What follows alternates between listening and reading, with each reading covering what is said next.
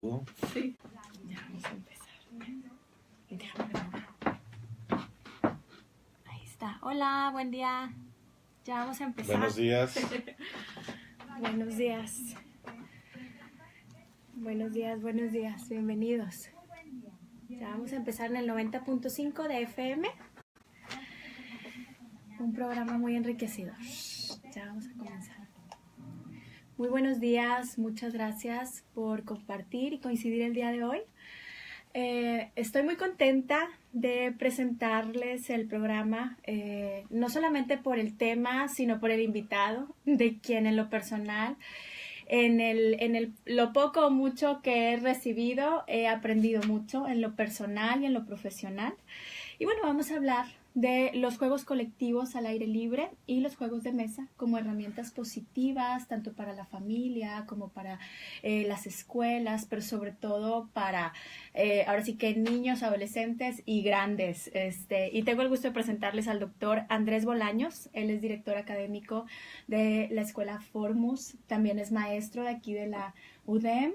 Y bueno, tiene maestría y doctorado en educación y una amplia experiencia en el trabajo con jóvenes, con niños, con familias, con adolescentes. Buenos días, Andrés. Buenos días, muy contento de estar aquí. Y bueno, un saludo y un agradecimiento a todas las personas que nos están escuchando y que nos están viendo. Ojalá y saquen algo de esto que vamos a hablar el día de hoy. Los juegos, sí, algo tan, ahora sí que tan desde siempre, pero también tan mencionado, pero en ocasiones no tan abordado. Cuéntame un poquito, ¿por qué elegiste este tema? Fíjate que es un tema que a mí me apasiona, quizá porque yo tengo muy buenos recuerdos en el juego con mis hermanos en particular. Tengo otros 2 hermanos y tengo muchos momentos en mi memoria de juegos que hacíamos con ellos 2. O sea, los 3 estábamos jugando, luego se fueron integrando otros amigos que estaban por ahí en la colonia, pero yo tengo muy buenos recuerdos. También tengo muy buenos recuerdos de juego en familia, que están mi mamá y mi papá.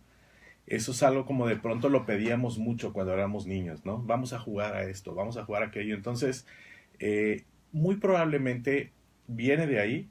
Y luego, bueno, lo que he visto, por otro lado, es la influencia que tiene el juego en la escuela y cómo puede ser un excelente recurso de aprendizaje. En el camino luego me ha tocado leer y asistir a alguno que otro taller en donde hemos hablado de los juegos. Hay especialistas que se han dedicado a analizar los juegos y ver cómo los juegos son determinantes en el desarrollo de la persona.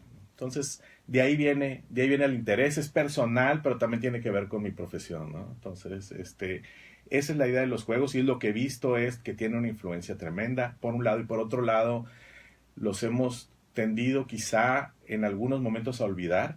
Creo que el tema de la tecnología, que nada en contra de la tecnología, aquí tengo mi iPad enfrente, pero la tecnología de pronto pudiera ser que por un lado nos limita la cantidad de estímulos que tenemos y que recibimos y que tenemos que procesar. Finalmente el aprendizaje empieza siempre por todo lo que recibimos del medio ambiente externo.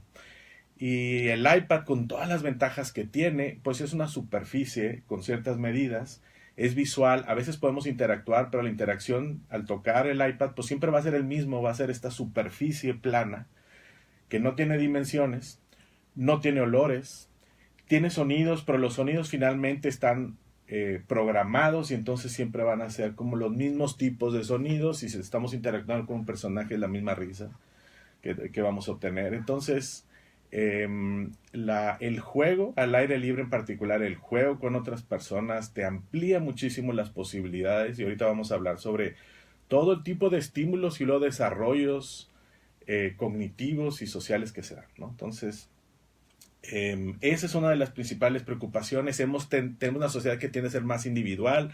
A mi hijo le paso el celular, le paso el iPad para que se ponga a jugar. Se vuelve muy individualista y los juegos tienen la gran oportunidad de hacerlo grupal, ¿no? La otra cuestión es, pensando en juego, ¿qué es juego? ¿No? Y yo creo que si a 100 personas le decimos, a ver, en una palabra, dime qué se te viene a la mente cuando decimos juego, pues muy probablemente decimos diversión, ¿no? Claro. Divertirme. Y divertirse o diversión me parece que es nada más de por sí, ya me parece un objetivo suficiente, un propósito suficiente, ¿no? En el desarrollo de las personas. Sentirse bien, estar alegre, a mí nada más ahí, estar feliz en un momento dado, ya nada más es, por eso tenemos un propósito muy claro, pero si además estoy feliz o contento, junto con otras personas que considero como mis cercanos, todavía mejor, ¿no? Uh-huh. Si nos estamos divirtiendo juntos, ya con eso ya también, entonces mucho mejor. Pero el juego tiene otra propiedad y es el hacer las cosas de manera divertida, pero además son retos. Casi todos los juegos implican un reto, o todos implican un reto. Hay que hacer algo difícil. Y ahorita me estaba acordando, ahorita que hablaba de los hermanos, nosotros al principio cuando éramos niños estábamos en una colonia que no tenía muchas casas todavía, entonces había mucha oportunidad de salir a la calle. Y uno de nuestros juegos, por un tiempo preferidos, era en la calle dibujar unas rutas, unos caminos con gis. Y con fichas, simplemente con el dedo los íbamos empujando, las íbamos lanzando, entonces pues se trataba de avanzar en el camino. Empezamos por hacer, y ya es como lo aprendimos, no lo recuerdo. Yo creo que lo vimos de alguien más. Pero al principio los caminos eran rectos, ¿no? Una vez que empiezas a dominar eso y que empiezas a perder el interés porque pues resulta fácil, automáticamente, y sin que nadie te lo dice, haces un reto mayor, ¿no? ¿Qué haces? Bueno, pues lo haces más angosto o le empiezas a añadir curvas, ¿no? Pues terminamos haciendo caminos que abarcaban, eran, yo no sé, muchísimos metros, daban todo tipo de curvas, de pronto cortábamos y entonces había que hacer como un salto, hasta tratábamos de hacer rampas, etcétera. Y uno se pone a pensar, pero ¿por qué hacíamos eso? ¿No? O sea, ¿por qué uno se ponía esos retos? Bueno, pues parece que la naturaleza humana está en buscar algo un poco más difícil, ¿no? Un reto. Los juegos son eso. Si pensamos en cualquier tipo de juego, siempre representan un reto, lo cual el reto te lleva a un desarrollo, a un aprendizaje, ¿no? Entonces, bueno, en ese sentido pensamos los juegos tienen una gran utilidad, ya que vimos con la función, ¿para qué sirven los juegos? Para divertirse juntos, por un lado, y por otro lado, va a implicar siempre un reto, lo cual significa desarrollo, significa aprendizaje, ¿no? Claro, y luego se puede hacer como la analogía, ¿no? Si pude ganar o pude perder o pude compartir, eso se puede llevar a la vida, ahora sí que práctica, ¿no? Esa me parece la tercera característica, me encanta que lo digas, ¿verdad? Muy probablemente los juegos también son una representación de la vida, ¿no? De la vida en sociedad, de la vida en familia, de la vida personal. Tenemos retos, tenemos caminos difíciles, podemos además hacerlo, podemos ser felices y vivirlo de una manera, digamos, motivada cuando lo hacemos, etcétera, o no. Y habrá momentos en que son difíciles, y habrá momentos en que perdemos, etcétera. Y todo esto sí ciertamente representa también un poco la vida. Sí, de acuerdo con esa tercera característica, Michelle. Sí, el sentir, la verdad, ahorita que platicabas de todo lo que tiene que ver con la tecnología, yo hace poco platicaba con una colega que se dedica a la investigación e investigaban los juegos, ahora sí que todo lo que tiene que ver con, no sé, todo lo que tiene que ver con lo electrónico, ¿no? Y se investigó a nivel, no solamente en México, ¿no? En diferentes lugares, el por qué hay tanto gusto por los juegos en la tecnología, ¿no? Uno sí era para canalizar emociones, lo cual creo que la experiencia brinda un poco más de la canalización de emociones, pero mucho de lo que buscaban gran parte de los jóvenes adultos que jugamos o juegan, todo lo que tiene que ver con la tecnología, es el contacto con otros, o sea, la interacción social que se da porque, bueno, yo no tengo mucha experiencia, pero sé que puedes jugar como en grupo y luego te conectas con alguien de China o de otro lugar, entonces esa habilidad social y que disminuye como la vergüenza o la pena que se da cuando ya eres más grande, entonces eso era de las grandes cosas que buscaba la mayoría de las personas que jugaban en la tecnología, o sea, todo lo que tiene que ver con la tecnología, o sea, que los beneficios era la interacción social y las habilidades sociales que se daban a cierta edad, porque quizá a temprana edad no se dio o no se dio en gran medida, pero si lo tenemos a la mano, bueno, pues ahora sí que la tecnología es un complemento, pero que no sea un medio solamente, ¿no? porque en la vida necesitamos rostros. Yo creo que el vernos a los ojos, los 5 sentidos, o sea, es algo que yo creo que se podrán inventar 1000 cosas, pero el contacto se va a necesitar de aquí hasta, ahora sí que desde siempre y hasta siempre, ¿no? De acuerdo, totalmente. Y cuando hablamos de tecnología, tenemos que incluirla ya en nuestra vida. No se trata como de decir ya no, ¿no? No lo quiero hacer, es una amenaza, ¿no? Pues es parte de, y la tecnología ha incluido ya los juegos. Sí. Y ha incluido los juegos porque seguramente las personas que trabajan con la tecnología se han dado cuenta justo lo que hablas, ¿no? O sea, que el juego es parte de, una parte muy importante, ¿no? Inclusive todavía el domingo venía por carretera nacional y veía yo a un papá con estos carros que no me acuerdo cómo se llaman, pero son los carros individuales que se usan ahí para subir a la montaña, y venían otros 3 atrás, yo creo que eran sus hijos, se veían más jóvenes. Y yo me estoy imaginando, este señor seguramente le encantaban los carritos cuando era pequeño, ahorita tiene la posibilidad de comprarse unos carros más grandes y sigue jugando, ¿no? Esta es parte de nuestra vida y se incluye en la tecnología. Tienes toda la razón que no se trata de eliminar la tecnología, se trata de integrarla, pero también se trata de no olvidar estos juegos que nos permiten tener la interacción persona a persona, cara a cara, con los que además son los más significativos para nosotros. Está muy padre contactarse con alguien en China que no conozco, ¿no? Sí. Y tener un tipo de interacción con esa persona. A mí me parece inclusive a veces hasta mágico que de pronto puedes justo en ese momento estar jugando con alguien en otra parte del mundo. Pero por otro lado, también necesitamos aprovechar los juegos para hacerlos con las personas que están más cerca de nosotros, ¿no? Y en ese sentido vale mucho la pena como familia dedicar un tiempo, sentarse, quitarse de todas las demás cosas y ir, vamos a jugar, ¿no? Claro, el juego libre. Y bueno, también el hecho de, que los juegos no, ahora sí que no se jueguen solos, ¿no? Hoy en día, digo, hay muchos juegos que se juegan solos. O sea, ya nomás le picas y ya habló, ya dijo, ya se movió, ya voló. Pero también este tipo de juegos que mencionas, el juego colectivo, son juegos que hay instrucciones, pero no se juegan solos. O sea, necesitan de nuestros movimientos, de yo prestarle la voz a la muñeca, o yo prestarle la voz al carrito, o yo contestar la pregunta. Entonces son juegos que no se juegan solos, que yo participo. Sí, de pronto, creo que uno de los temas es quién juega, ¿no? Y a veces en estos aparatos sofisticados, pues ciertamente cuando uno los ve llaman mucho la atención. Claro. Pero pues se pone uno a pensar, bueno, ¿quién es el que va a hacer, ¿no? Las cosas? Y les parece que el juguete es el que va a hacer casi todo, sí, ¿no? Y el niño realmente pues lo único que tiene que hacer es apretar un botón. Esos juguetes normalmente son destinados luego para ser abiertos y desarmados, porque el niño llega un momento de decir, bueno, ya le saqué todo, en una semana se agotó ese juguete, ya no hay nada más mucho que hacer, entonces pues déjame ver cómo suceden las cosas, y entonces puede ser que sean desarmados. Seguramente a los niños que quieren, sobre todo, son muy curiosos y quieren saber lo que sucede, ¿no? Y cómo suceden las cosas.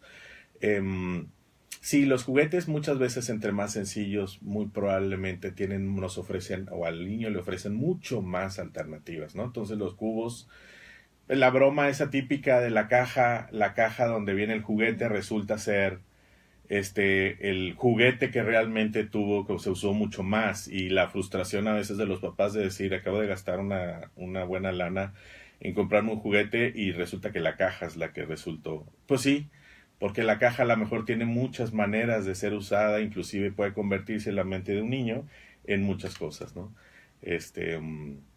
Entonces, bueno, ciertamente y eso me parece que es un criterio muy importante que lo iremos viendo más adelante, un criterio muy importante cuando uno piensa en la selección de los juegos o de los juguetes, ¿no? Es ¿qué va a hacer la persona? No qué es lo que hace el juego o qué hace el juguete. Digo, también hay que pensar qué hace el juego y qué posibilidades tiene, pero sobre todo es qué me toca hacer y qué posibilidades o alternativas me ofrece. Y en ese sentido, muchas veces los juegos o los juguetes más sencillos son los que ofrecen más oportunidades para el propio niño de imaginar, de reconstruir, de volver a hacer, de inventar, ¿no? de inventar. Y bueno, ¿por qué no también los papás o los grandes también podemos inventar, construir o utilizarlos para preguntar o para platicar de lo que no sabía de qué platicar? Entonces, pues bueno, los invitamos a que se comuniquen a nuestros teléfonos en cabina al 8336-6162 o bien al 8336-4203 para que nos compartan cualquier duda o comentario referente a los juegos o de su experiencia. Vamos a ir a una canción y regresamos. Ser familia. Muchas gracias. Los juegos. Sí, ya empezó. Ay, sí, fíjate, yo hace poquito hablaba de eso. ¿Tú qué jugabas de niña? Ay, pues digo, yo la verdad siempre fue en el parque, o sea, en el parque desde a pintar las bancas del parque, digo, pintarlas en buen plan, ¿verdad? Sí.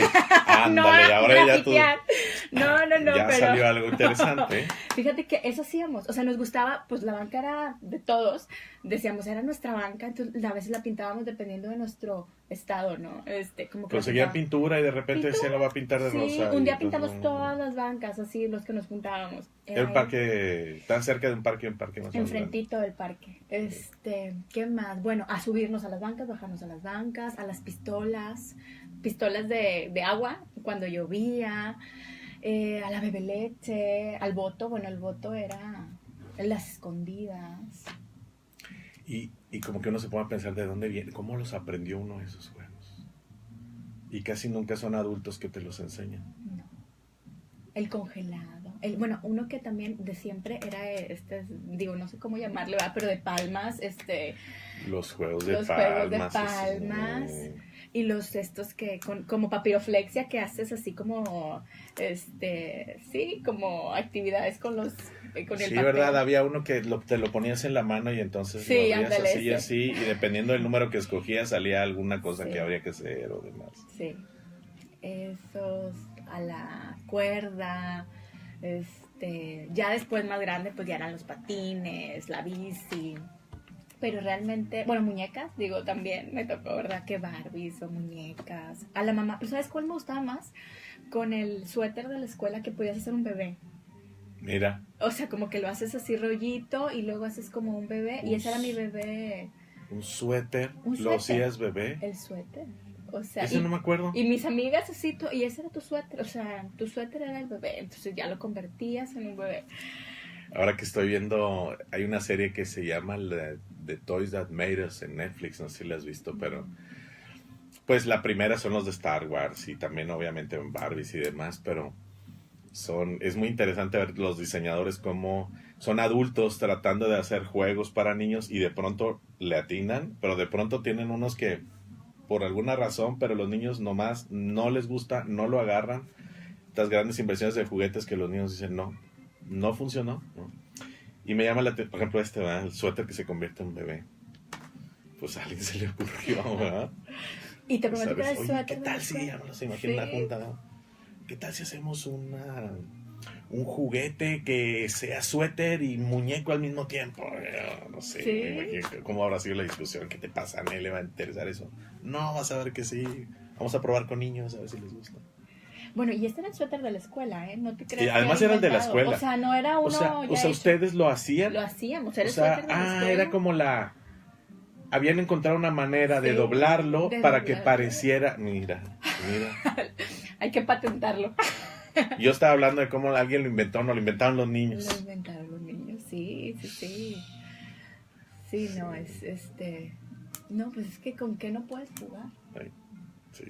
¿Con qué no puedes jugar? Hasta con la comida. Digo, con mucho respeto, ¿verdad? Pero ciertamente. Continuamos. Estamos hablando de los juegos, los beneficios de los juegos colectivos al aire libre, los juegos, ahora sí que de mesa, como herramientas positivas. Y bueno, estoy con el doctor Andrés Bolaños, hablando de los beneficios de los juegos. Y bueno, compartes dos partes de los juegos, ¿no? O dos vertientes, porque hay N cantidad de juegos, ¿no? Los juegos colectivos al aire libre. Sí, esa parte que hoy en día, pues a lo mejor ya no hay, no digo que no haya la oportunidad, pero cada vez se ve menos que los niños puedan estar al aire libre, así como, y libre es Digo... Al aire y libre, ¿no? Sí. Sí, pero ¿qué beneficios? ¿Cómo poder tener actividades o provocar Claro. actividades al aire libre? Sí, por cierto, ahorita que estabas hablando, pensé qué importante es el lugar en donde escogemos para vivir hoy en día en nuestras ciudades, ¿no? Y entonces vemos la casa y a lo mejor pensamos en muchas cosas de la casa y el interior de la casa, pero parecería que si, hablando de esto, pues un criterio muy importante es tener un parque cerca, ¿no? Sí. Bueno, al menos creo que yo si volviera, que en mi caso sí tenía un parque para mis hijos, un parque cerca, y creo que fue uno de los criterios más importantes, ¿no? Que enfrente estaba un parque. En mi casa no había un parque cerca, pero estaba muy sola la colonia en ese momento, entonces la calle era mi parque, era nuestro parque, ¿no? Casi no pasaban carros. Sí, vamos a hablar de esos juegos que son juegos al aire libre y que normalmente vamos a hablar de esos juegos que además son organizados, o sea, son grupales, se juegan entre varios. Se pueden jugar en el parque, se pueden jugar en la escuela, ¿no? Y ahorita vamos a hablar de la escuela además y cuál es el rol que podemos tener como papás también en ese sentido con las escuelas. Pero ¿cuáles juegos colectivos? Ahorita mencionamos varios, ¿va? Pero, ¿de cuáles juegos? Bueno, el avioncito, yo le llamo al avión, no sé si algún bebeleche, creo que también se le llama. Los juegos que son de perseguirse, ¿no? Como el voto, creo que hay perseguido, etcétera. Las escondidas, ¿no? El top ten, ese es el top ten, exactamente. Había uno que creo que se llama freeze o stop o alto. Sí. Hay juegos verbales, por ejemplo, como el Simón dice o cosas por el estilo, que también se trata como de inventar o decir palabras a partir de algo. Ahorita mencionaste, antes de que empezáramos el programa, el calabaceado. El calabaceado, ¿no? La verdad que yo le mencionaba a Andrés de la parte que yo en terapia, bueno, cuando hay terapia de grupo, a veces toda la sesión de terapia con un calabaceado ya fue digo, o sea, la verdad, claro que se trabaja, ¿no? Las habilidades y demás, pero el calabaceado, ahora sí que los quemados, el burro bala, o sea, en grupo genera habilidades impresionantes y mueve emociones y da estrategias y gustan mucho. Totalmente. De hecho, justo había yo pensado, aquí de hecho lo puedes observar, lo tengo anotado, porque a mí me encanta, lo hago en clase con las alumnas, los alumnos de educación, analizar el calabaceado, ¿no? Y decir, bueno, a ver, vamos a ver qué es lo que podemos aprender cuando jugamos calabaceado, ¿no? Entonces la pregunta es, bueno, ya, primero pues es ver si todo el mundo sabe lo que es el calabaceado, no siempre sucede. Pero bueno, probablemente los que nos están escuchando, los que nos están viendo, ya lo han jugado en algún momento. A lo mejor le llaman de otra manera. He escuchado un par de nombres más en otra parte de la República. Pero bueno, el calabaceado es este juego en donde estás al aire libre, te pones en círculo, te agarras de la mano, ¿no? Son a lo mejor 10, 15, 12, 20 personas. Y hay una pareja. También se puede jugar individualmente, o sea, se puede una sola persona, pero normalmente es una pareja que corre, ¿no? Alrededor de ese círculo y le va a tocar las manos de otra pareja que está esperando, y en ese momento pues tienen que ir en el sentido contrario, y hay una competencia de correr, ¿no? Y a ver quién llega al espacio que quedó vacío. Las personas que llegan después, al final, cuando no llegan primero, pues entonces les toca ahora dar la vuelta, ¿no? Entonces, bueno, pues es un juego como bastante sencillo de jugar, las reglas son bastante claras. ¿Cuáles son? ¿Qué aprendemos cuando jugamos al calabaceado? Es divertido, cuando yo he visto a los niños en la escuela jugar al calabaceado, se divierten mucho, ¿no? Pero ¿qué aprendemos? Bueno, pues lo primero, desde el punto de vista físico, desde el punto motor, pues es muy visible, ¿no? Tienes que correr, ¿no? Pero no solo tienes que correr, sino tienes que correr al ritmo de la otra persona. Entonces también tienes que ajustar tus pasos en ese sentido. No corres en línea recta, que también tiene un cierto reto, ¿no? Lo haces en círculo. Tienes que sujetar. Para los niños más pequeños ya es tema hacer 2 o 3 cosas al mismo tiempo, ¿no? Tienes que correr, pero al mismo tiempo tienes que estar agarrado de la mano de alguien más. Parecería un tema poco relevante, pero sí lo es. algún día vamos a tomar un automóvil y vamos a tener que hacer una cosa con nuestra pierna izquierda, hacer otra cosa con nuestra pierna derecha, otra cosa con la mano izquierda y otra con la derecha, ¿no? Ya de ahí ya tenemos una ganancia, ¿no? Nos estamos divirtiendo, estamos corriendo. Esa es la parte, digamos, física. No sé si se te ocurre alguna otra. Pero por lo pronto yo vemos la eso. presión también, o sea, el estrés, la tolerancia, porque, o sea, el estar, porque una es en equipo, depende de mí, el hecho de que ganemos ambos o no, o podamos llegar a la meta, la presión de que los demás me están viendo, soltar ahora sí que la necesidad de aprobación, o qué van a decir. Sí, ahorita estaba pensando, ahorita que dijiste presión, pensé que te referías a en la parte física. Bueno, también la parte física. ¿Qué tan fuerte aprietas, también, verdad? Porque de pronto por la emoción te puedes apretar de más. Entonces también tienes que estar como en esta conciencia de qué tan fuerte aprietas. Es la parte física. Vámonos a la parte cognitiva, en la parte intelectual, ¿no? Y uno dice, estás jugando, ¿cómo va a entrar lo intelectual aquí? Bueno, empieza, la primera destreza, muy sencillita, es correr en el sentido inverso de lo que está haciendo la pareja que viene y que está ya corriendo. Otra vez, parece muy sencillo, pero cuando ves a los niños jugar, muchos niños arrancan siguiendo a la pareja que ya pasó en lugar de hacerlo al revés. Requiere de un cierto nivel de concentración hacer el esfuerzo de ir en contra de lo que los otros están haciendo, ¿no? Además está la noción de derecha e izquierda ahí. La atención y la concentración. Tema que ahorita sale en las escuelas de manera continua. Bueno, pues necesitas ciertamente estar muy atento para poder recibir el estímulo y en ese momento salir corriendo, ¿no? Predicción. Los niños que están corriendo, pues si están opuestos a ti, sabes que todavía no te va a tocar y probablemente no te toca, pero si ya se están acercando hacia ti, ya viene un momento en el cual probablemente me podría tocar, ¿no? Entonces también es esta parte de anticipar qué es lo que va a suceder. Inclusive hasta empiezan a tener una noción de los tiempos. Velocidad igual a distancia sobre tiempo. No es que vayas a hacer la fórmula ahí jugando, pero sí te das cuenta de cuánto tiempo te va a llevar dependiendo de la distancia a la que están las personas. Esos son elementos cognitivos: atención, concentración, derecha-izquierda, movimiento inverso, etc., ¿no? Entonces ya nada más ahí tenemos esta parte cognitiva. ¿Cuántos niños tenemos tema de concentración y atención? Bueno, pues esa es una manera de trabajarlo, ¿no? Es la parte cognitiva. La parte emocional, ahorita la hablabas, ¿no?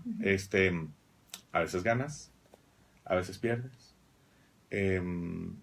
a veces tienes que esperar y eso es frustrante. A veces no te toca y tú ya quieres correr y sigues esperando. A veces tienes que darle la mano a alguien que no te cae muy bien y entonces pues hay que darle la mano, ¿no? Entonces todos esos elementos son elementos emocionales. Mucho hablamos de nuestros niños actualmente, de la baja tolerancia a la frustración. Bueno, pues ahí tienes un programa de desarrollo emocional listo, ¿no? Tienes que esperar, ¿no? Y a lo mejor me voy a regresar entre lo emocional y lo cognitivo. Hoy en día se ha hablado mucho de las funciones ejecutivas. ¿Qué son las funciones ejecutivas? Pues son toda una serie de habilidades, destrezas mentales que nos permiten funcionar en sociedad. La primera de ellas, para mencionar un ejemplo, y resulta quizá mucho más fácil así de describir, una de ellas y muy importante es la inhibición, ¿no? Niños que no pueden detenerse. Los niños normalmente, niños pequeños, son impulsivos. Cuando quieren algo van y lo buscan inmediatamente, ¿no? Y una función ejecutiva es esperar. Y pensemos, es inhibirse, ¿no? Todos tenemos ganas, deseo, intereses de hacer algo. Llego a la fila del banco, ahí veo 12 personas y lo que más quisiera en ese mundo, en este momento, es pasarme a través de todos, ignorar la fila y llegar a la primera ventanilla disponible, ¿no? Ese sería como mi deseo. Eso me permite, porque además tengo un montón de cosas que hacer, y entonces pues voy a esperarme ahí 20 minutos en una fila. No, pues no, yo me voy a pasar directamente, pues no podemos hacer eso socialmente. Y ya desde ahí empieza este trabajo esta necesidad de la inhibición, detenerse. Pero de ahí podemos hacer un chorro de cosas de en dónde se usa la inhibición. Estoy, no sé, platicando con mi esposa, mi pareja, y pues tengo que esperar a que ella hable para poder yo escucharla y yo hablar. Implica inhibición, ¿no? Un montón de conductas que tenemos en la vida que implica el detenerme, implica la inhibición. Tengo un automóvil, una de las principales habilidades que necesito utilizar va a ser la inhibición. Voy a necesitar detenerme en algunos casos, voy a necesitar ceder el paso, voy a necesitar, etcétera, ¿no? Sí, el listado puede ser eterno, ¿no? De las cosas que necesitamos una función ejecutiva como la inhibición, el poderme detener. Bueno, pues pensemos ahora en un juego colectivo. Casi todos los juegos colectivos, o sea, los juegos sociales, implican de por sí la inhibición, el detenerme. A tiempo. Y a tiempo. Y muchas veces hasta como en el caso del calabaceado, es una cuestión de, puede ser de detenerse y luego arrancarse. A veces me tengo que detener mucho tiempo y a veces estoy sintiendo, por un lado, la emoción de decir, estoy frustrado porque no me toca, ¿no? Y ya quiero correr. Y por otro lado, las reglas son muy claras y entonces me tengo que detener. Entonces genera grandes habilidades, es decir, en lugar de reaccionar, decido. ¿Sí? Exacto. Entonces vamos a ir compartiendo más de estos beneficios. Los invitamos a que se comuniquen a nuestros teléfonos en cabina al 8336-6162 o bien al 8336-4203. Vamos a ir un corte y regresamos. Ser familia. Este dura poquito. Gracias. Ay, no, ahorita que decías, se cuenta que estaba así como mi lluvia de ideas de sí es cierto. Cuando en algún momento el menor de mis hijos, precisamente por estos temas que hablábamos, tenía también un tema de lectura, fue a terapia. Tendría 6, 7 años. Y entonces cuando terminaba, iba por él y le decía, ¿qué hiciste? Jugar. Yo decía, ¿cómo? Viniste. Digo, no le decía a él, pero decía, a ver, ¿cómo estuvo? Viene a terapia y está jugando. O sea, ¿cómo es eso? ¿No? Y en algún momento, pues con la psicóloga, la pregunta era como que, es que me dice mi hijo que viene a jugar, o sea, que juega. Me dice la psicóloga, sí, juega. Aquí jugamos mucho. ¿Cómo que juega, no? Bueno, dice, ¿cuál es uno de los principales temas de tu hijo? Tolerancia a la frustración, ¿no? O sea, reacciona cuando no salen las cosas como él quiere, reacciona muy fuerte, pero muy fuerte reacciona, ¿no? ¿Qué condición controlada podemos exponer a tu hijo para que pueda practicar? Porque estamos de acuerdo que la única manera de mejorar la tolerancia a la frustración pues es ser enfrentado a frustraciones, ¿verdad? Porque con palabras no se va a mejorar nada, ¿verdad? Decirle 20 veces a tu hijo que tienes que tolerar la frustración, pues no va a hacer nada. Pues con el juego. Claro. Con el juego. Realmente la terapia es juego. Dice, a veces lo dejamos ganar y a veces pierde. Y en ese momento es nuestro momento, ¿verdad? Para trabajar la tolerancia a la frustración. Sí. Sí. Sí, y fíjate, y también los adultos, ¿no? Estamos como en una parte en el juego de la vida y cuando lo ves desde, bueno, ¿qué aprendí de esto? ¿Cómo lo puedo hacer diferente? Que realmente eso es también, no digo que, o sea, si lo vemos como que la vida también se puede tener estos elementos de experienciar, de a qué me está llevando, de qué personajes hay, de qué necesito tolerar. La diferencia es que a veces ya como adultos no lo vemos como un juego, pero muchas veces en el trabajo, juego de roles, negociación, comunicación. Fíjate que eso está interesantísimo, ¿no? No sé si existe investigación en particular sobre ese específico, pero si jugamos muchos juegos de niños, ¿será que podemos no tomarnos la vida en ciertos momentos tan en serio? O sea, que eso que dices tú, es una muy buena hipótesis. O sea, la vida no, o sea, en la vida se pierde. Y es como este gran juego de la vida. Tú usaste esas palabras, ¿verdad? O sea, el juego de la vida. Sí, vamos a ver. Entonces a lo mejor no lo tomas tan en serio las cosas, no sé. Regresamos. Estamos hablando de los juegos, sus beneficios. Y justo en el corte estábamos mencionando cómo si de adultos, ahora sí que si de niños jugamos N cantidad de juegos, podemos hallarle un sentido distinto mediante esta hipótesis de ver la vida como un juego. Quienes nosotros somos pues gran parte de los personajes principales y podemos aprender de los otros, ahora sí que de los otros personajes que están a nuestro alrededor, de las situaciones. También puedo detenerme a tiempo cuando quiero reaccionar, también puedo aprender a negociar, también puedo decir que no o decir que sí, tolerancia a la frustración. Entonces, definitivamente, digo, independientemente de investigación o no, hay una hipótesis y considero que también una gran repercusión positiva en adultos que pueden ahora sí que hacerle frente a, bueno, pues no lo sé jugar, experiencia. Realmente no hay juego que tú leas las instrucciones y digas, ya me lo sé, no lo necesito vivir. Sí, totalmente. Voy a nada más porque me quedé ahí nada más justo ahí en el calabaceado y vamos entonces a pensar en el gran juego de la vida. Sí. Lo social, ¿no? Entonces, por un lado tienes que esperar a otros, dependes de otros para que te toque a ti correr, ¿no? Volvemos al calabaceado. Y luego resulta que tú estás agarrado de la mano.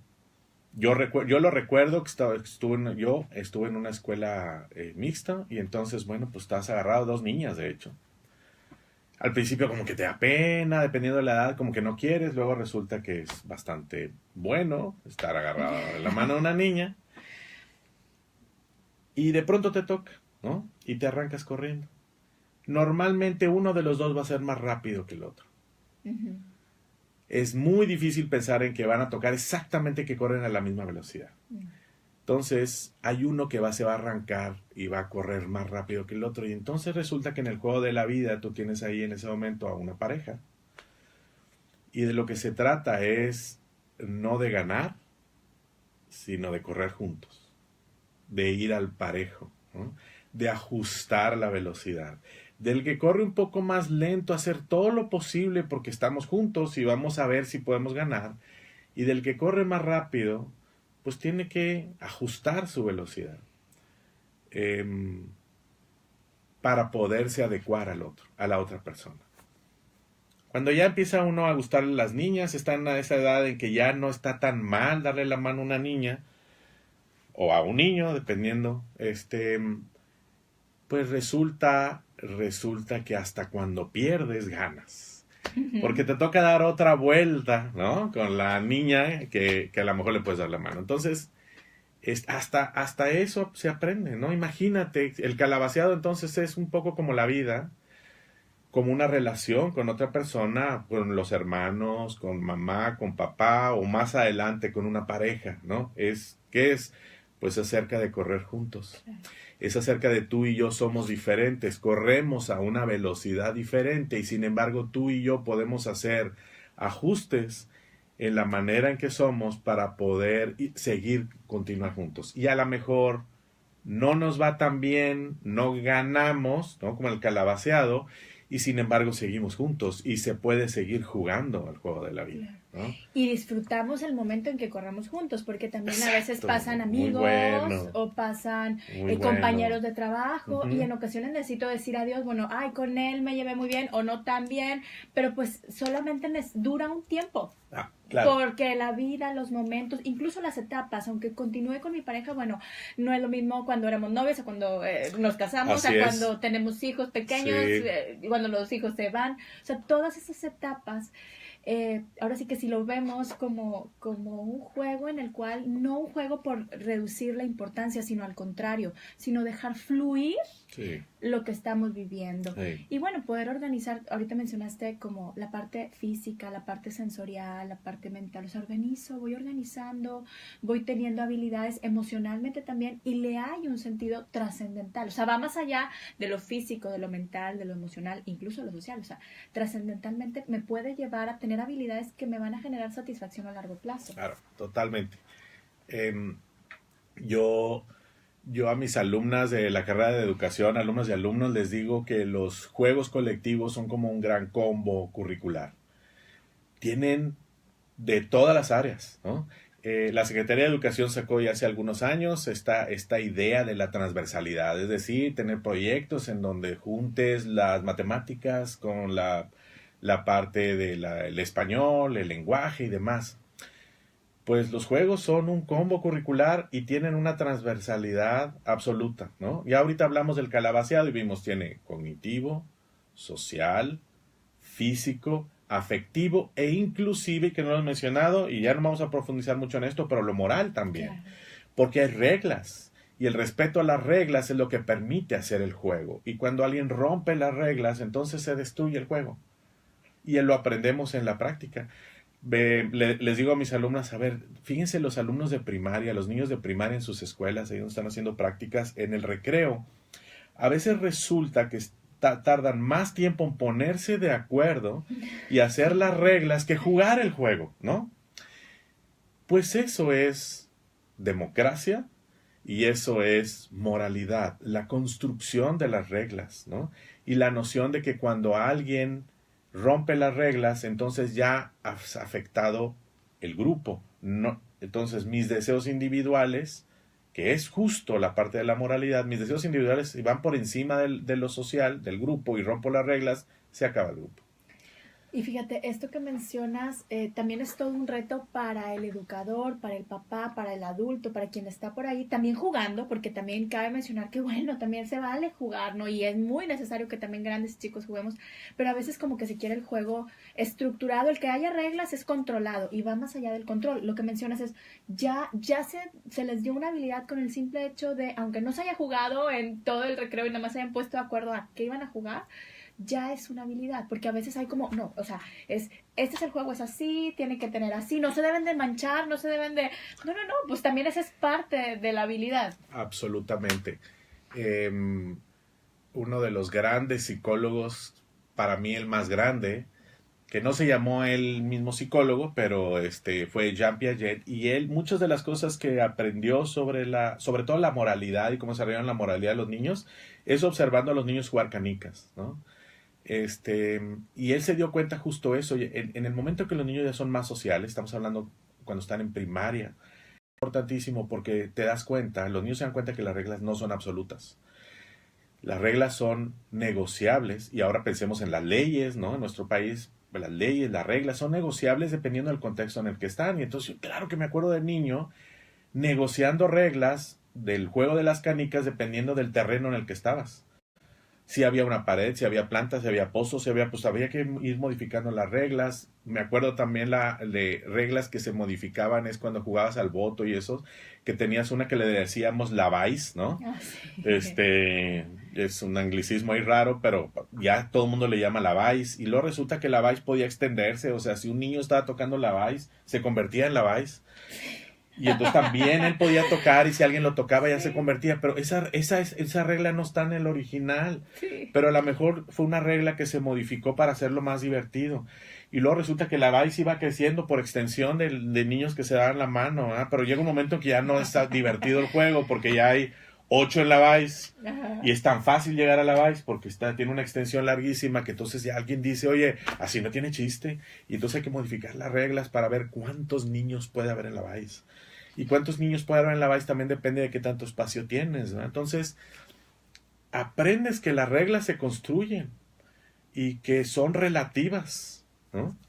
Entonces ya tenemos otra vez un combo curricular, ¿no? Aprendes de tantas cosas.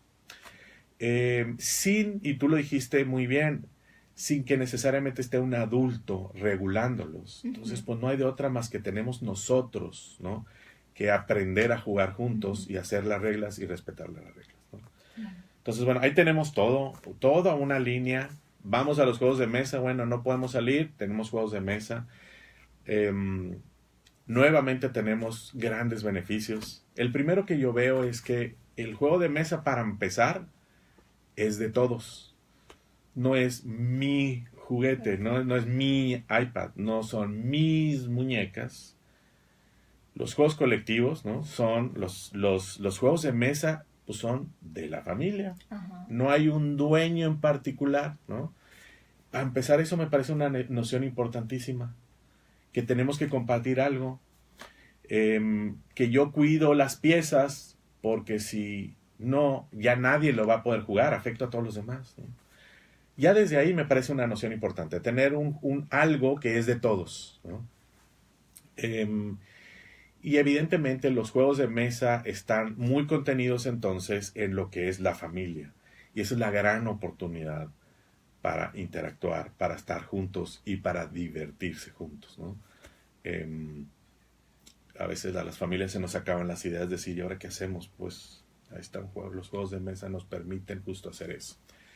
Una gran seguidora de Piaget, Constance Cami, se puso a analizar, y voy a hablar de uno muy sencillo que se puede hacer en papel, el gato, ¿no? O el tic-tac-toe, que le llaman en Estados Unidos.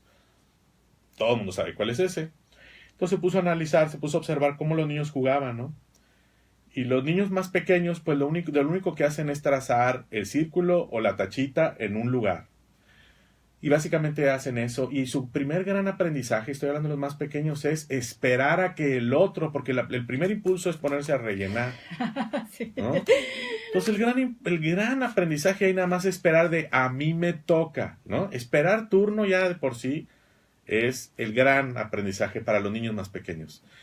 Ya no voy a hablar mucho porque seguramente los que están escuchando ya se imaginarán y podrán pensar en todas las cosas en la vida que necesitamos esperar turno. No se diga cuando voy a hacer un diálogo, ¿no? Uh-huh. Esperar turno implica, entonces, cuando voy a hacer un diálogo, escuchar, te escucho, te toca hablar, ahora me toca a mí, y eso es comunicación, y ese es uno de los ingredientes más importantes en una relación entre personas. Así. No estamos diciendo que jugar tic-tac-toe o jugar gato ya te va a llevar una buena relación matrimonial, pero sí tiene un componente muy importante. Luego vean, conforme los niños se van volviendo más grandes, todavía estamos en preescolar, entienden el propósito del juego. Al principio nomás se llena, ¿no? Pero luego aprenden el propósito, que es hacer la línea, ¿no? Y los niños todavía, en cierta edad, no tienen conciencia del otro. Entonces, lo único que hacen es jugar para hacer la línea y no le importa lo que el otro está haciendo. Aunque si esperan turno, no importa. Si tú le preguntas al niño quién ganó, siempre va a decir, los niños preescolares van a decir yo, ¿sí? Aunque no ganaron, aunque el otro terminó antes, no tiene conciencia de eso.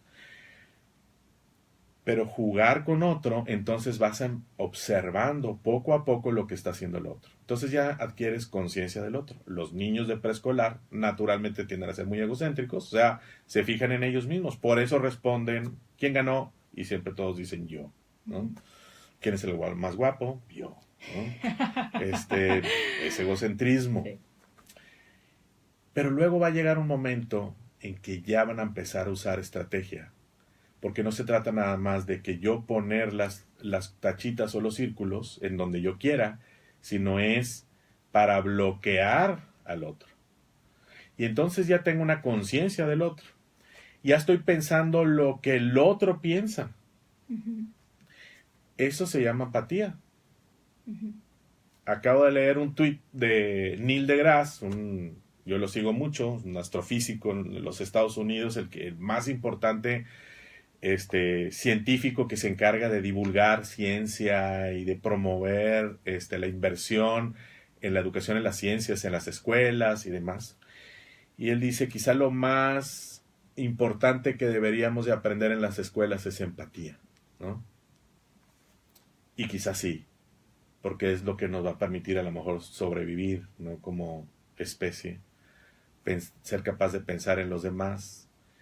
Y en el juego del gato, pues entonces ya no se trata nada más de dónde yo quiero ponerlas, sino dónde puedo bloquear o pensar como el otro está pensando para entonces anticiparme, ¿no? Al movimiento.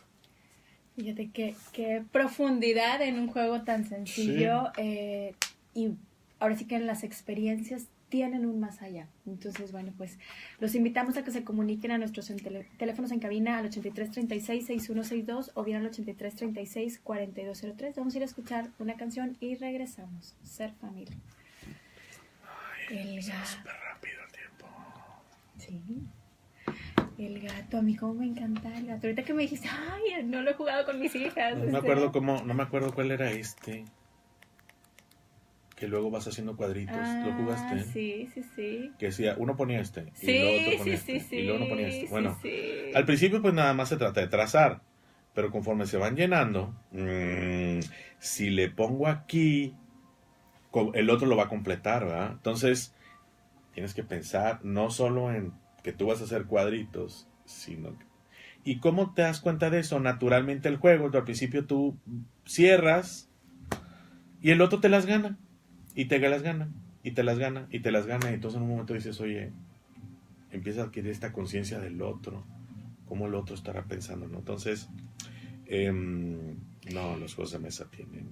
Y también en eso que mencionas, digo, también llega el momento en que sueltas el gusto o la necesidad de ganar. También a veces por el hecho de tener una experiencia, digo, que es muy positivo ahora sí que cuando la competencia, pero más allá del resultado, lo que experiencio. Sí.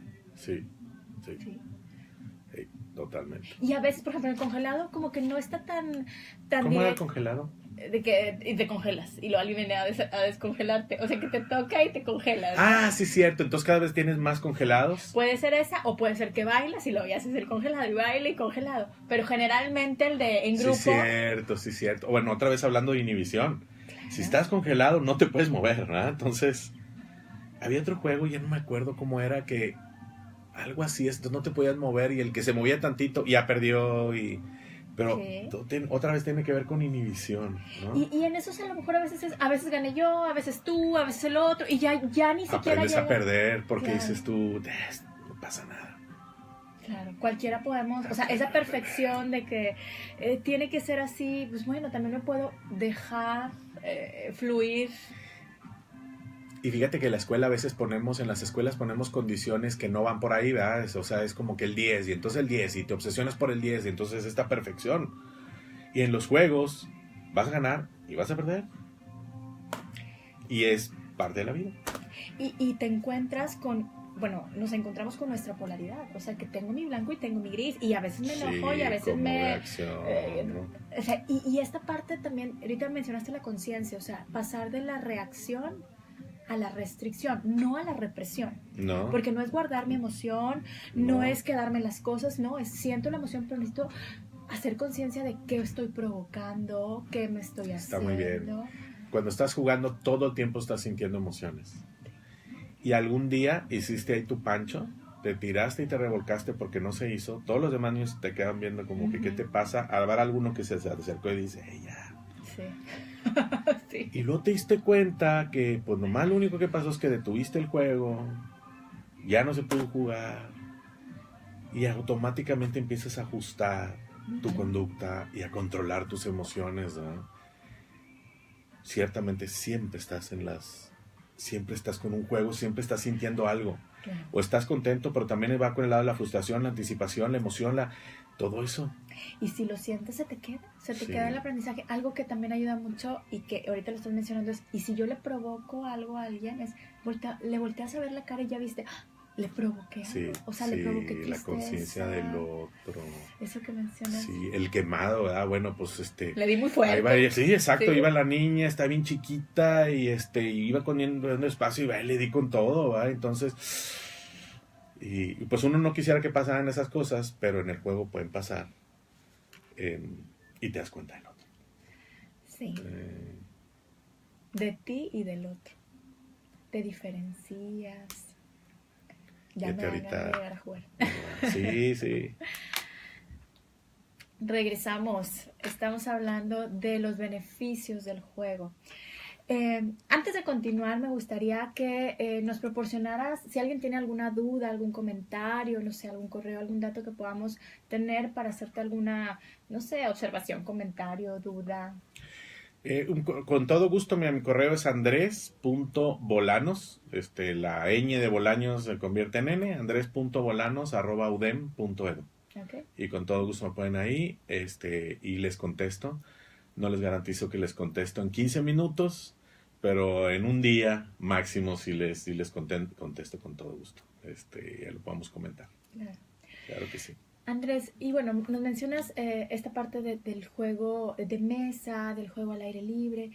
Has mencionado mucho a las escuelas, Sí. a los papás, y ahorita justo en la canción mencionabas un poquito esa parte de que saquemos un 10 o no saquemos un 10.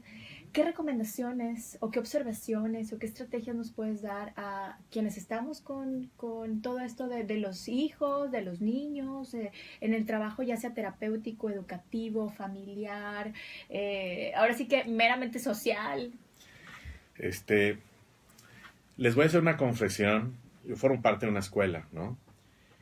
Y en particular en las escuelas privadas, creo que también en las públicas sea mucho, los directivos, los maestros, sí nos vemos influenciados por lo que los padres y las mamás nos dicen, ¿no? Em, Creo que las escuelas en particular necesitamos jugar más. Tenemos los espacios, ¿no? Normalmente muchas escuelas tienen los espacios, la mayoría tienen los espacios para salir a jugar. Esto que decíamos, híjole, pero si no tengo un parque, no está tampoco tan fácil y no hay a lo mejor tantos niños en la colonia donde estoy como para jugar estos juegos colectivos. Bueno, en la escuela sí están. En la escuela tengo los niños y en la escuela tengo los espacios, ¿no? Y creo que las escuelas necesitamos salir, o sea, casi debería ser curricular salir, ¿no?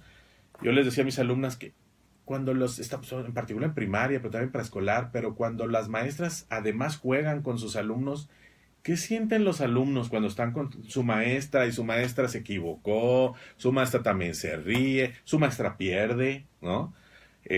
Habrá momentos en que pierde, etcétera. ¿Qué sienten los niños? Pues la van viendo como alguien muy cercano. Esa maestra que luego la tienen colgada 3, 4 en el recreo, niñas que están Sí. ahí cerquita, ¿verdad? Hay una mayor cercanía, sin perder el respeto de ser la maestra, pero ciertamente logra una dinámica muy especial, además de todos los aprendizajes que ya hemos hablado, ¿no?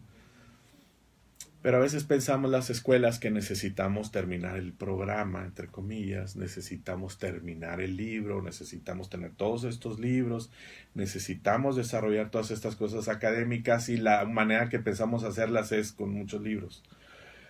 Y claro que sí los necesitamos los libros, pero sí me parece que necesitamos convencernos, tanto los maestros como los padres de familia, de que a jugar tiene un valor, no solo porque me divierto, que ya al principio dije, nada más por eso ya es importante, pero además tiene todos estos desarrollos físicos, sociales, afectivos, intelectuales, todos integrados en el juego. Tampoco digo que en los colegios se debe de jugar todo el tiempo, pero sí me parece que debería estar. Yo pienso que las coordinadoras deberían decirle a sus maestras, oye, no te he visto salirte del salón, ¿no?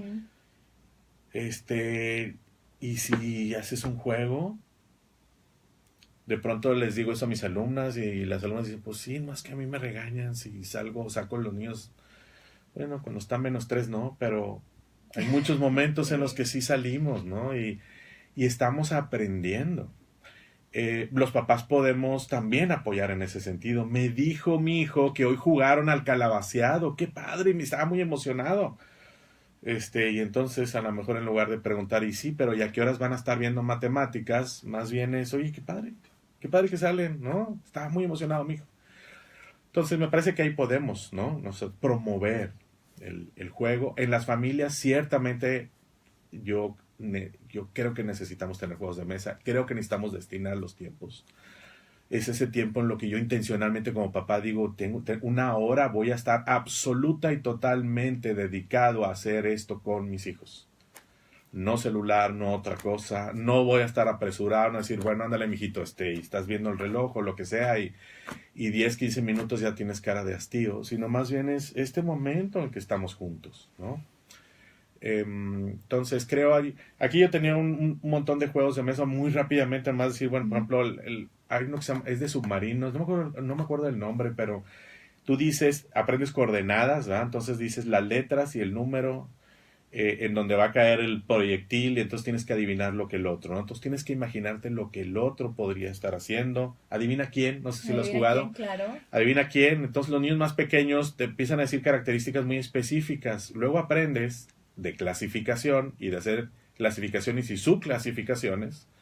Entonces ya no dices el más dicen los de bigote o los que no tienen, o hombres, mujeres, y entonces con eso, ¡bup!, de repente ya tienes la mitad del tablero y ya te lo echaste. Eso entonces son como una gran cantidad de habilidades. Los juegos que todos, bueno, hemos jugado, dominó. Hay una variante del dominó que se llama 5, creo que así le llamábamos al menos. Entonces en las puntas lo que haces es formar múltiplos de 5, ¿no? Y vas anotándote. Entonces si por ejemplo vas haciendo las dos líneas y en los dos extremos suman 5, 10, 15, 20, pues entonces ya te anotas el número de puntos. Inclusive puedes hacerlo hasta de 4 hileras, de 4 salidas, y entonces ya estás sumando. Imagínate, todo el tiempo estás sumando, y no solo estás sumando lo que tú estás haciendo y las fichas, sino luego tu contrincante cuando puso algo, tú también sumas lo que el otro puso. En un solo juego de dominó, a lo mejor hiciste 30 sumas, 40 sumas, 50 sumas. Juegos de cartas, ¿no? El más sencillo y simple de todos los juegos de cartas que yo he jugado es el que le llamamos garritas, no sé cómo le llamarán otros, que se divide el mazo, sacas una carta de arriba y la más grande gana, ¿no? Bueno, para los niños más pequeños es el valor que va hasta el número 9, de cuál es más grande, que es más grande el 8-7. Pero luego imagínate que en lugar de jugar con una carta, es con 2 cartas, y lo que importa es la suma de las 2 cartas. Entonces sumas tus 2 cartas, sumas las 2 cartas de tu oponente, y ahí hiciste 2 sumas ahí. Y luego, el que se gana las cartas, luego vuelve a sacar otras 2, y otras 2, y otras 2, y cada vez que se sacan cartas haces 2 sumas. ¿Cuántas sumas en un solo juego haces? Y además te estás divirtiendo. No son estas que te ponen la hoja con un chorro de sumas y estás bien aburrido haciendo las sumas. Pues jugando haces muchas más sumas, ¿no? O puedes multiplicarlas. Y entonces ahora practicas productos, ¿no? Y además puedes quitarle los 9 y los 8 si todavía no llegas a esas multiplicaciones, y puedes jugar del 1 al 5 con cartas del 1 al 5. Entonces hay un montón de posibilidades en los juegos de mesa y de aprendizajes, tanto para la casa como la escuela. ¿Qué podemos aprender entonces todos y qué recomendaciones yo tendría? Bueno, lo primero yo diría es, como adultos, como papá, como mamá, juego de mesa. Creo que vale la pena prepararse un poquito en el sentido de tomar conciencia de para qué vamos a jugar y cuál va a ser mi rol. Inclusive de cómo yo juego también y cuáles son mis emociones, ¿no? También me dice mucho de cómo soy como papá y mamá, ¿verdad? Entonces de pronto a lo mejor resulta que todo lo quiero ganar, pues para el niño no resulta muy divertido cuando papá gana todo y siempre. O cómo manejo mis propias emociones. Entonces, esa es una. 2, instrucciones. Es un momento de lectura. Llega el juego, vamos a leer las instrucciones, y entonces ahí tenemos oportunidades también. Si mi hijo todavía no lee, pues entonces lo que puedo hacer es, pues no las leo en voz, la leo en silencio. La pongo y, a ver, vamos a ver cómo se juega. Y empiezas a leerlo. Entonces el niño se da cuenta que, aunque no lee, se da cuenta de que hay palabras, y ahí está el código, ahí está la manera en que se juega, que es el primer paso de la lectura, ¿no? El darme cuenta que hay significados en estos códigos, en estas rayitas y bolitas que están ahí puestas. Si mi hijo ya empieza a leer, pues puede leer las instrucciones, tu hijo, y ahí vamos, ok, a ver, ¿qué piezas son? Y entonces saco las piezas porque las acaba de leer tu hijo, ¿no? Primer paso, empezamos así, bueno, pues vamos a empezar de esta manera. Entonces empieza a adquirir lo que se llama la lectura funcional. No es leer por leer, es leer porque me permite jugar, ¿no? Y entonces ahí tienes una gran oportunidad también de interacción. Algunos papás se preguntan a la hora de ganar, ¿cómo le hago? Yo sé jugar ajedrez, mi hijo todavía no. Le gano en todas para que mi hijo aprenda que pues hay que perder y ni modo, pero se va a aprender. O dejo ganar a mi hijo siempre. Y yo creo que muchos de los que nos están escuchando se podrán imaginar que la respuesta no está ni en uno ni en el otro extremo, ¿no? En muchas ocasiones habrá que dejarse ganar, porque está bien sentirse el logro. Nos queda poquito tiempo. Pero también a veces se puede perder. Y también eso me enseña, ¿no? Entonces, bueno, esas, yo quizá, no sé cuánto tiempo nos queda, pero Sí, ya. ya. La idea quizá de fondo es, sigamos jugando, tiene un gran valor. La verdad que es un tema muy profundo y muy amplio. Muchísimas gracias, creo que nos has dado mucha luz para poderlo implementar. Y ojalá y te tengamos nuevamente por aquí porque es un tema amplio u otro de los temas. Muchas gracias, Andrés. Gracias por invitarme. Muy contento de estar aquí. Muchas gracias y pues nos vemos el siguiente martes. Se pueden comunicar al 83 34 04 21 para cualquier comentario. Muchas gracias por estar con nosotros. Ser familia. Muchas gracias. ¿A jugar? A jugar. Muchas gracias. Muy bien. Gracias, Andrés. Muchas gracias. La verdad que